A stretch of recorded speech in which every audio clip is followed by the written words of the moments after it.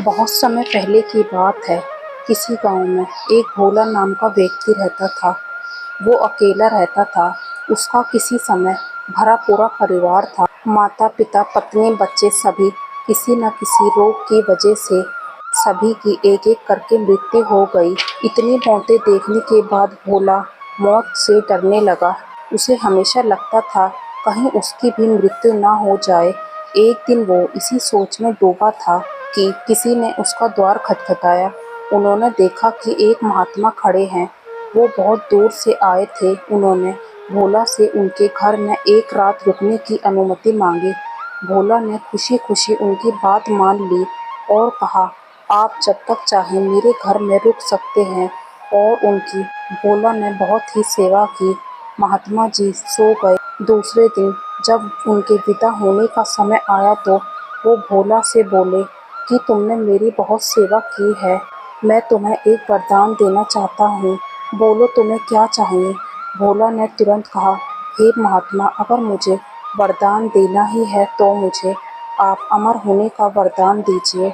मेरी कभी भी मृत्यु ना हो। महात्मा ने कहा कि तुम मनुष्य हो, मैं ये वरदान नहीं दे सकता। इस सृष्टि में जिसने भी जन्म लिया है उसको मरना ही पड़ेगा। भोला ने कुछ सोचकर कहा, तो आप ये वरदान दीजिए कि जो भी व्यक्ति मेरे पलंग पर बैठे वो मेरी मर्जी के बिना उठ ना सके।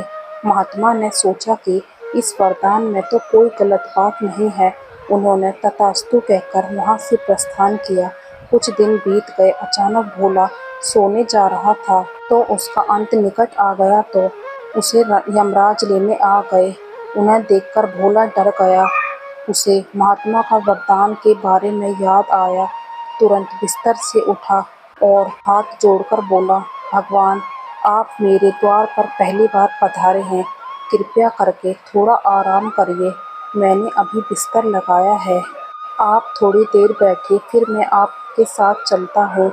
उनके बैठते ही भोला बोला, अब आप इस बिस्तर से नहीं उठ सकते और ना मुझे अपने साथ ले जा सकते। यमराज चौंक कर बोले, तुम ये क्या कह रहे हो। तब भोला ने महात्मा जी के वरदान की बात उन्हें बता दी। यमराज ने भोला से विनती की, मुझे यहाँ से उठने दो। यदि मैं यहाँ बैठा रहा तो मेरा काम कौन करेगा। इससे तो मृत्यु की प्रक्रिया रुक जाएगी। भोला बोला, मैं अपने साथ बहुत सारे लोगों को मरने से बचा रहा हूँ। ये कहकर भोले ने कमरा बंद कर दिया और यमराज को कमरे में छोड़कर अपने खेत पर चला गया।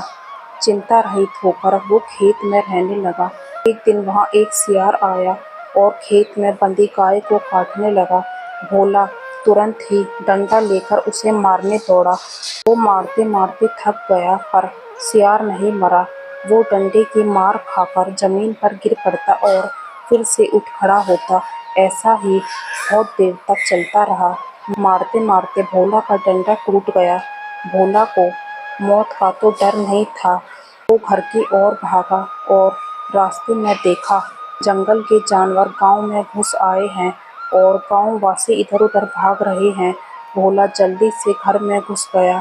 उसे देखकर यमराज ने कहा, भोला, मैंने तो पहले ही कहा था कि मैं अपना काम बंद कर दूंगा तो सृष्टि का संतुलन बिगड़ जाएगा। सृष्टि के सारे लोग अमर नहीं हो सकते। सबको एक ना एक दिन तो मरना ही पड़ता है।